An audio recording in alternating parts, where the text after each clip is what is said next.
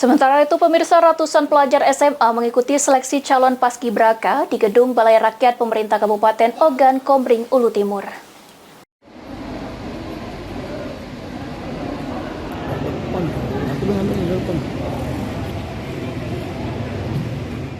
Ratusan pelajar SMA mengikuti seleksi calon paskibraka di Gedung Balai Rakyat Pemerintah Kabupaten Ogan Komering, Ulu Timur.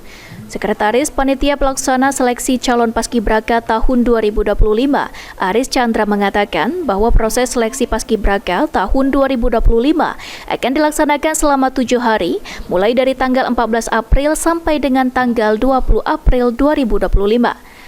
Seleksi Paskibraka tahun 2025 diikuti 216 siswa-siswi pelajar dari berbagai sekolah yang ada di Oku Timur dan akan menyaring sebanyak 40 siswa yang akan dinyatakan lulus untuk kemudian dipersiapkan sebagai petugas upacara pengibaran bendera merah putih pada Hari Kemerdekaan Republik Indonesia ke-80 pada tanggal 17 Agustus mendatang. Kegiatan kita pada hari ini adalah seleksi dan rekrutmen pasukan pengibar bendera pusaka tingkat Kabupaten Ogan Komering Ulu Timur untuk tahun 2025. Untuk peserta saat ini, Kak, diikuti oleh berapa peserta, Pak? Untuk jumlah peserta yang mengikuti seleksi ini berjumlah 216 peserta. Nah, itu nak diambil berapa, Pak? Untuk kuota Kabupaten Oku Timur 40 orang, 20 putra dan 20 putri.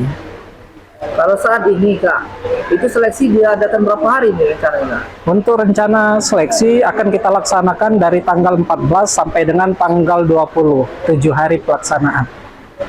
Harapan ke depan, Kak, dengan kegiatan ini, Kak, apa ya? Ya, tujuan dari pelaksanaan kegiatan seleksi dan rekrutmen ini adalah mempersiapkan adik-adik yang akan bertugas pada hari peringatan kemerdekaan Republik Indonesia yang ke-80 pada tahun 2025, tepatnya pada saat penaikan dan penurunan bendera pusaka.